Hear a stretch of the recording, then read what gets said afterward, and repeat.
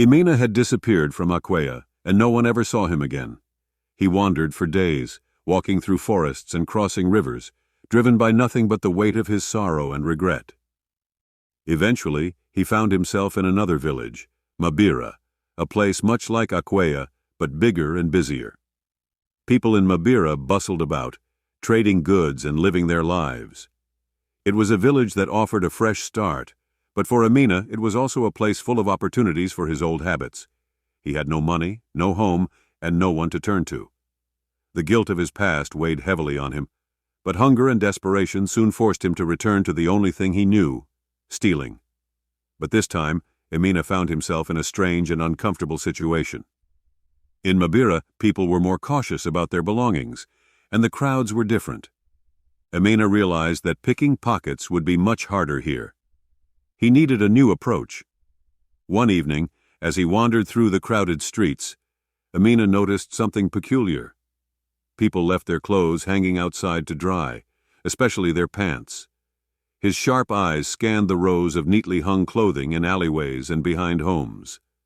The idea came to him suddenly, almost like an instinct. Instead of picking pockets, he would start stealing pants. It seemed strange at first, even to Emina, but he figured that stealing pants would go unnoticed. No one would suspect a boy sneaking through the alleys at night, taking what people left behind. And so Emina became a different kind of thief. Late at night, when the village was asleep, he would slip into dark alleys and take pairs of pants, carefully folding them and tucking them under his arm before disappearing into the shadows. At first, it worked perfectly. Emina would sell the stolen pants to traveling merchants who passed through the village. He managed to scrape together enough money to buy food and rent a small room in an old building on the outskirts of Mabira. His life felt empty, but at least he wasn't starving. Yet with each theft, the emptiness inside him only grew. Every night he would return to his room, staring at the stolen pants piled in the corner, and feel the familiar guilt gnawing at him. Weeks passed, and Emina's strange habit of stealing pants continued. It became almost like an obsession. He wasn't sure why he kept doing it, but something inside him felt drawn to this strange new way of surviving. He had stopped caring about the faces of the people he was stealing from. All that mattered was that he could keep going, even if the act felt hollow and meaningless. But soon, things started to unravel.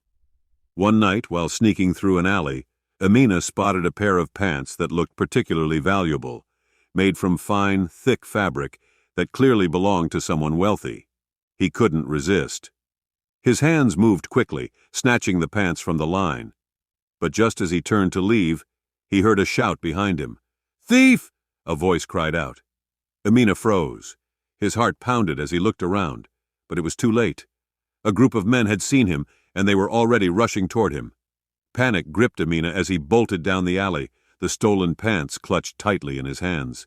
He ran as fast as he could, weaving through the narrow streets and slipping into the shadows. But the men were faster. They chased him through the village, shouting for others to join them. Emina's chest burned as he ran, his legs aching with every step. He knew he couldn't outrun them forever. In a desperate move, he darted into a small alley and climbed a wall, hoping to lose his pursuers. But as he leapt over the wall, he landed awkwardly, twisting his ankle.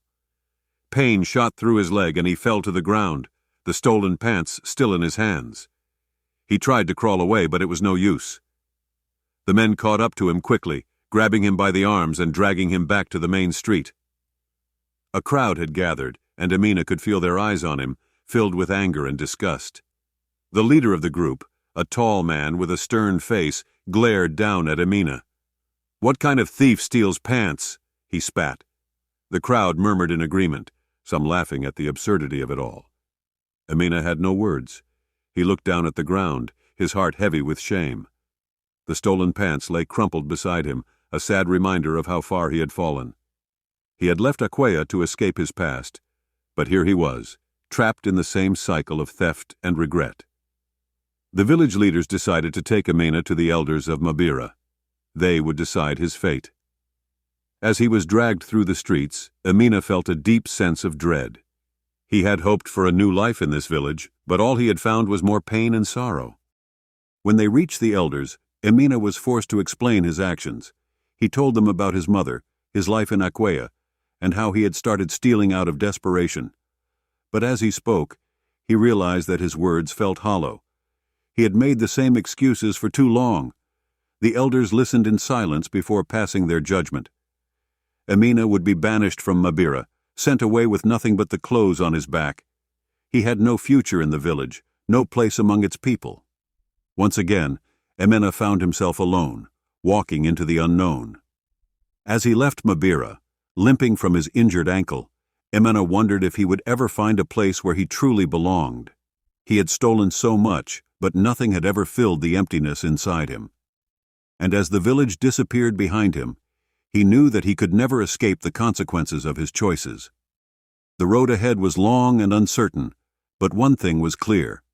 Emina's life would never be the same again.